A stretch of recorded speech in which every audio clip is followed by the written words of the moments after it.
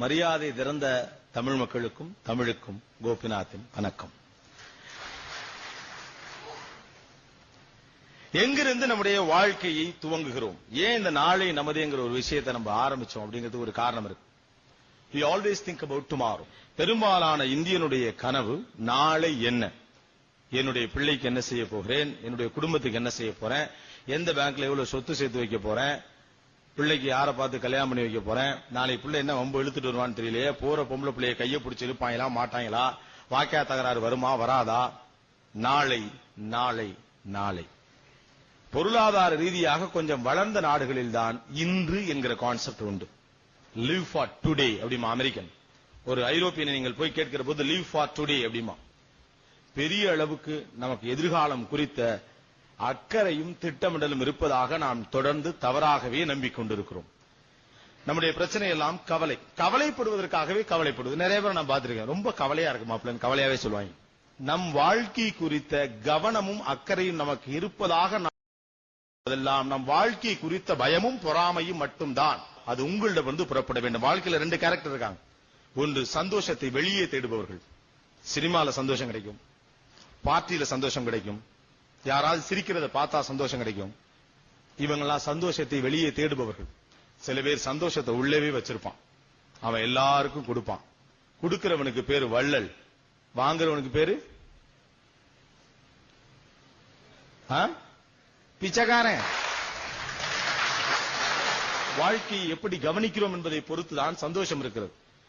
எப்போ சந்தோஷத்துக்கு அளவுகோல்கள் கண்டிஷனிங் என்கிற விஷயம் வருகிறதோ அங்கே வருகிறது கவலை. உங்க எல்லாருக்கும் ஒரு விஷயம் சொல்ல, எனக்கு கிடைத்த வாய்ப்பில் தமிழகத்தில் மட்டுமல்ல, ஏறக்குறைய இந்தியாவுடைய முக்கியமான எல்லா தலைவர்களையும் நான் பேட்டி எடுத்திருக்கிறேன். அவங்க அவ்வளவு ஒவ்வொருத்தையும் ஒரு சிறப்பு குணம் இருந்தது, என்னால் அதை சொல்ல முடியும். ஆனா அவங்க அத்தனை பேர்ட்டையும் நான் பார்த்த காமனான ஒரு குணம் நகைச்சுவை. அந்த நகைச்சுவை குணம் மட்டும் நீங்கள் நினைக்கிற அத்தனை சீரியஸ் மனிதர்களிடமும் இருக்கிறது. அதனாலதான் அவங்களால இவ்வளவு சக்சஸ்ஃபுல்லா இருக்க முடியுது. ஜெயிப்பதற்கு பிறந்தவன் ஜெயிப்பதை பத்தி தானே யோசிக்கணும், ரைட்டா இல்லையா? என்றைக்காவது இன்றைக்கு வாழ்வதை பற்றி யோசித்திருக்கிறீர்களா? இன்றைக்கு வாழ்வதை பற்றி நீங்கள் யோசித்திருந்தால் நாளை நம்முடையதாகத்தான் இருக்கும். நாளை நமதே அப்படின்னு கேள்விக்குறியெல்லாம் கிடையாது, ஆச்சரியக்குறியும் கிடையாது, ஒரு வார்த்தையாக வடிவம் எடுக்கும். வாழ்க்கையில் விடாமுயற்சியோடு நான் போராட விரும்புகிறேன், நல்ல விஷயம். ஆனால் விடாமுயற்சி என்றால் என்ன? உங்களுக்கு முன்னால் ஒருவர் செய்ததை அதே மாதிரி திரும்ப செய்வதுதான் விடாமுயற்சியா? எங்க பக்கத்து வீட்டு சுப்பிரமணி இதுவரைக்கும் நம்ம அந்த கஜினியா, அந்த ஆள் பேர் என்னங்க, கஜினி முகமதா, 17 தடவை படையெடுத்தான் சொல்றவன் என்னைக்காவது விடாமுயற்சி பற்றி பேசுவதற்கு வேற யாரையாவது உதாரணம் காட்டியிருக்கமா? அவ்வளவு தரவையும் அவன் தோக்கவே இல்லை, அதை யாருமே சொல்லல. உங்கள் வரலாறு புத்தகங்களும் சொல்லவில்லை, வாழ்வு சொன்ன ஆசிரியர்களும் சொல்லவில்லை, அப்பா அம்மாக்களும் அறிந்து சொல்லவில்லை, பிள்ளைகளுக்கும் யாரும் சொல்லவில்லை. அவன் 17 முறையில 16 முறை கொஞ்சம் கொஞ்சமா கொண்டு போனான், 17வது முறை மொத்தமா கொண்டு போனான். அவன் தோத்தவே இல்ல. It's an 17 attempts, that's it. அது 17 முறை தோல்வி இல்ல, 17 முறை படிப்படியிலான வெற்றி. அப்ப கூட அந்த தோல்வியா தான் பார்த்திருக்கு இந்த மனசு. 17 தடவை போராடி கிழிச்சான். நமக்கு தான் கவலை இல்லைன்னா கஜினி முகமது திரும்ப கேட்க முடியும். அதிகபட்சம் ஏஆர் முருகதாச கேட்கலாம், அந்த பேர்ல ஒரு படம் எடுத்தீங்களேன்னு. ஹாப்மேயர் ஒரு வார்த்தை சொல்லுவார், உங்கள் மனசு ஒரு குப்பை தொட்டி, அதை குப்பரை கவுத்து வை அப்படிம்பார்.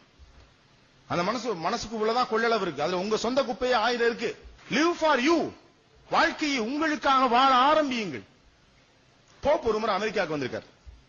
வந்தப்ப அவருக்கு அந்த லெமுசின் கார்ல அவரை கூட்டு போயிருக்காங்க. பெரிய போப்ல ஒரு பெரிய ரேஞ்சு கூட்டு போயிருக்காங்க. போறப்போ அந்த படகு மாறி போகும், நம்ம கண்டசா இன்னொரு 5 மடங்கு நீளமாக இருந்தால் இருக்கக்கூடிய கார். அவருக்கு திடீர்னு ஒரு ஆசை, எல்லா மனுஷனுக்கும் ஒரு குழந்தை இருக்கால, அவன் டிரைவர்கிட்ட கேட்டிருக்காரு, நான் ஓட்டுறப்பா இந்த காரை. சார் நீங்க போப்பு இதை ஓட்டக்கூடாது, என்ன சார் இது வந்து ரிஸ்க் சார். யோ குடியா என்ன ஆயிர போகுது, என்ன சொல்ல மாட்டானுங்க, யார்கிட்ட நான் சொல்ல மாட்டேன், நீ பின்னால உட்காரு ஒரு நாளைக்கு. வாழ்க்கையில லெமுசின் கார், உலகின் ராஜ குடும்பங்கள் மட்டுமே பிரிட்டிஷ் இளவரசிக்கும் போப்புக்கு மட்டும் கொடுக்கிற கார். போனா ஓவர் ஸ்பீட், ஜாலியா வேகமா போனோடனே ஓவர் ஸ்பீட்ல ஓட்டிட்டார். 60 kilometre speed, 60 miles per hour இருக்க இடத்துல 80 மைல்ஸ் பெர் ஹவர் ஓட்டுறார். போலீஸ் பிடிச்சிருச்சு. பிடிச்சிட்டு அப்படி பேக் டோரை திறந்துருக்கு, முன்னால பாத்துருக்காங்க, முன்னால போப் உட்காந்துருக்காரு. அதிர்ந்துட்டாங்க, என்ன போப் அப்படின்னு சொல்லிட்டு டக்குன்னு கண்ட்ரோல் ரூம் போன் பண்றாங்க. நம்ம ஊர் மாதிரி நான் வந்து இன்னார் பையன் சொன்னாலும் வீட்டுக்கு அனுப்ப மாட்டாங்க, இங்க கொஞ்சம் முறைப்படி கேட்பாங்க. அவர்கிட்ட இந்த மாதிரி போன் பண்ணிருக்காங்க கண்ட்ரோல் ஆபீஸ்க்கு, சார் மாதிரி ஒரு ஓவர் ஸ்பீட் கேஸ், ஆனா அவர் மேல கேஸ் ஃபைல் பண்ண பயமா இருக்கு. ஏன் அவர் ஜார்ஜ் புஷோட ரிலேஷன் அப்படின்னு கேட்டிருக்காங்க. இல்ல. பில் கிளின்டன் சொந்தக்காரங்களா? இல்ல. கொண்டலீசா ரைஸுக்கு எதுவும் சொந்தமா? இல்ல. அப்புறம் என்னையா அப்படின்னு கேட்டிருக்காங்க. சார் அவர் போப்பே டிரைவரா வச்சிருக்கார் சார் அப்படின்னு இருக்கான் இவன். பிரச்சனை எங்க வருது பாருங்க. அவன் கவலை கார் ஓட்டின போப்பு இல்ல, பின்னால உட்கார்ந்துருக்கான். அப்ப யாரு? அவன் பயம் அங்க போயிருச்சு. வாழ்க்கையை நீங்கள் எப்படி பார்க்கிறீர்கள் என்பதை பொறுத்து இருக்கிறது. போப்பு கார் ஓட்டிட்டு வராரு பாருங்க. என்ன sir, it's very nice to see sir, ஆனா நீங்க வேகமா போக கூடாது சார். என்ன சார் போங்க சார் குழந்தை மாதிரி அப்படின்னு சொல்லிட்டு போயிருக்கலாம். அல்லது கூப்பிட்டு சார் போப்பே கார் ஓட்டினான்னு ரசிச்சிருக்கலாம். அவன் பயத்தை பாருங்க. பின்னால உட்கார்ந்துருக்கானே, போப்பே கார் ஓட்டுறான்னா அவன் பின்னால உட்கார்ந்துருக்கான் யார்? How we look at life. வாழ்க்கை வாழ்வதற்குத்தான். அதற்கு தேவையான விஷயங்களை செய்யறதை விட்டுவிட்டு நம்ம பிரச்சனை முழுக்க என்ன, எப்படி வாழ போறோங்கிற கவலையிலேயே போகும். You are not ready to face the challenge. அதற்கு என்ன காரணம்? எந்த விஷயத்தையும் தீவிரமாக மனதுக்குள் அழுத்தமாக சொல்லிவிட்டதில்லை. ஒரே ஒரு பேஷன் உள்ள மனிதன் போதும், எனக்கு 1000 இன்ட்ரெஸ்டிங் மேன் வேண்டாம் அப்படின்னு சொன்னாங்க. இன்ட்ரெஸ்ட்ங்கிறது வேற, பேஷன்ங்கிறது வேற. அழகான பிள்ளையை கல்யாணம் பண்ணணுங்கிறது இன்ட்ரெஸ்ட், ஐஸ்வர்யா ராய தான் கல்யாணம் பண்ணுங்கிறது பேஷன். இதெல்லாம் நல்லா கவனிப்போமே புரியறதுக்காக. வாழ்க்கையின் பிரச்சனையுடைய அகலத்தை என்றைக்காவது சுருக்கி பார்த்திருக்கிறீர்களா? என்ன செய்வதென்றே தெரியவில்லை. Point number 1. இதுக்கு என்ன தீர்வு? இதுக்கு சாகிற வரைக்கும் தீர்வே கிடையாது. ஏன்னா நமக்கு என்னன்னே தெரியாது. அதனால முதல் பிரச்சனை என்ன செய்வதென்றே தெரியவில்லை. எனக்கு ஒரு நல்ல வேலை வேண்டும். ஓகே, குறிக்கிக்கங்க. இப்ப என்ன செய்வதென்றே தெரியவில்லைங்கிறது இரண்டாவது ஸ்டேஜ் வந்துட்டோமா? நல்ல வேலை வேண்டும். நல்ல வேலை என்பது என்ன? இதை சுருக்கணும். என்னுடைய அடிப்படை திறமையோடு பொருந்துகிற வேலை ஒன்று, இல்லை என்றால் என்னுடைய குடும்ப சூழலின் பிரச்சனையை தீர்ப்பதற்கு நல்ல சம்பளம் தருகிற வேலை 2. இந்த 2ல ஏதாவது ஒரு வேலை. இப்ப பிரச்சனை இன்னும் கொஞ்சம் சுருங்கிருச்சா? இன்னும் எனக்கு பிடிச்ச மாதிரி ஒரு வேலை, எல்லாட்டி நல்ல சம்பளம் கொடுக்கிற ஒரு வேலை. இப்ப அடுத்து இது ஒரு பிரச்சனையாக, இது ஒரு பிரச்சனையாக மட்டுமே சுருங்கி நிற்கிறது. எனக்கு பிடித்த வேலையை பெற என்னென்ன வாய்ப்பு இருக்கிறது? இந்த கதவுகளை பற்றி நான் கவனிக்க ஆரம்பிக்கிறேன். அதிகமான சம்பாத்தியத்திற்கு நான் என்ன செய்ய வேண்டும்? இது 2 நான் யோசிக்கிறேன். இப்போ என்னுடைய அளவு சுருங்குகிற போது யோசிக்க ஆரம்பிக்கிறேன். என்னுடைய பிரச்சனையின் அகலமும் நீளமும் குறைகிற போது நான் யோசிக்க ஆரம்பிக்கிறேன். பிரச்சனை என்பது நீங்கள் வடிவமைத்த பிம்பம் தான். நீங்கள் குறுக்கிக் கொள்ளுகிற போது வடிகால் கிடைக்கிறது. நான் என்ன செய்ய வேண்டும்? இப்ப அடுத்து இந்த மனசு மூளை தானாகவே சிந்திக்கும். எனக்கு பிடித்த வேலையாக இருக்க வேண்டும், அது நிறைய சம்பாத்தியத்தையும் பெற்று தர வேண்டும். இப்ப அது இன்னும் சுருங்கிருச்சு. இப்போ இதுக்கு பேர் ஆம்பிஷன். என்ன செய்வதென்றே தெரியாமல் இருந்த இடத்திலிருந்து உங்களுடைய குறிக்கோளை எட்டுவதற்கான இடத்தை உங்கள் மூளை உங்களுக்கு தர தயாராக இருக்கிறது. ஆனால் அதில் கவலைகளை இட்டு நிரப்பி வைத்திருப்போம் என்றால் நாளை எப்படி வசமாகும்? முதல்ல இன்னைக்குத்தானே தேவை. என்னை விட இன்னொருவனுக்கு வாய்ப்பு கிடைக்கிறது, அவன் சோப்படிச்சு மேல வந்துட்டான். ஓகே, அது ஒரு டேலண்ட் தானே. வாழ்க்கைங்கிறது எல்லாம் சார்ந்தது தானே. என்னை விட அவனுக்கு 5000 ரூபாய் சம்பளம் கூட கிடைக்கிறது அப்படின்னா, அவனுக்கு 5000 ரூபாய் சம்பளம் கூட கிடைக்கிறத பற்றி மட்டும் கவலைப்படுகிறோமே, நான் இன்னும் 5000 ரூபாய் கூட சம்பாதிக்கிறதுக்கு என்ன பண்ணணும்? அதைத்தானே நம்ம சிந்திக்கணும். உங்கள் வாழ்வில் நீங்கள் தோற்பதற்காக எடுத்துக்கொள்ளுகிற முயற்சிகளில் 50% எடுத்துக்கொண்டால் கூட ஜெயித்து விடலாம் அப்படின்னு சொல்றாங்க. வாழ்க்கையை பாசிட்டிவாக பாருங்கள். முதல்ல எப்போ வாழ்க்கையை பாசிட்டிவா பார்க்க ஆரம்பிக்கணும், அப்போ நீங்க என்ன நினைக்கிறீங்களோ அதான் உங்களுக்கு திரும்ப நடக்க போகுது. லைஃப்ல ரொம்ப சிம்பிளான விஷயங்கிறது அதுதான். நீங்கள் எதை ஆசைப்படுகிறீர்களோ அதைத்தான் பெறப்போகிறீர்கள். தேடுங்கள் கண்டடைவீர்கள் ஒரு வார்த்தை சொன்னதனுடைய பின்னணியில் இருக்கக்கூடிய தத்துவம் இதுதான். நாளை நம் கையில் வரும் என்பதற்கு முதல் முடிவு இன்று நம் கையில் இருக்கிறதா?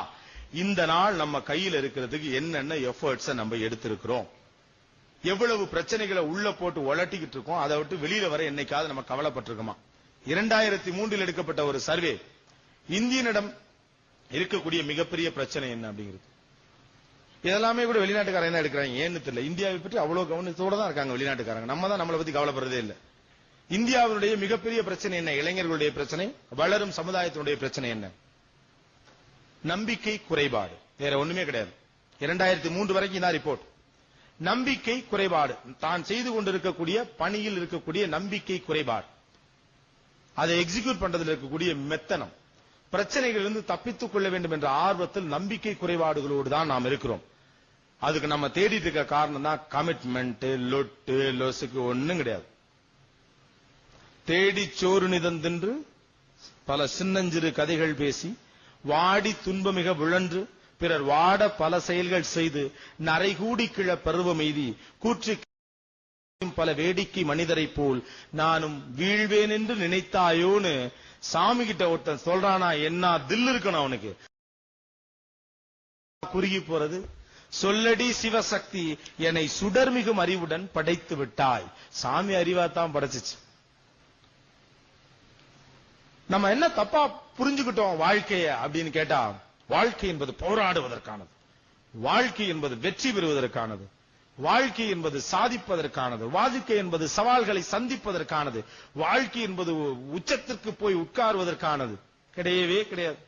வாழ்க்கை என்பது வாழ்வதற்கானது, அவ்வளவுதான். ரொம்ப சிம்பிள். உலக கூட்டமே உங்களை பார்த்து பிரமித்திருக்கிறது என்றைக்காவது இந்த இந்திய சமுதாயம் கவனித்திருக்கிறதா? அமெரிக்காவும் ஐரோப்பிய நாடுகளும் உங்களை பார்த்து அஞ்சுகிறதை பற்றி உங்களுக்கு தெரியுமா? அடுத்த வல்லரசாக நீங்கள் தான் வரப்போகிறீர்கள் என்று அமெரிக்கா அடிவயிற்றிலே நெருப்பை கட்டி கொண்டிருப்பது உங்களுக்கு தெரியுமா? இன்னும் கொஞ்ச நாளைக்குள்ளே சைனாவுக்கும் இந்தியாவுக்கும் நல்லுறவு ஏற்பட்டால் ஐரோப்பிய அமெரிக்க நாடுகள் அவர்கள் காலடியிலே அடிமையாக கிடக்கும் என்று ரகசியமாக நாளொரு மேனியும் பொழுதொரும் வண்ணமாக பயந்து தகித்துக் கொண்டிருக்கிறதே ஐரோப்பிய சமுதாயம், அது உங்களுக்கு தெரியுமா?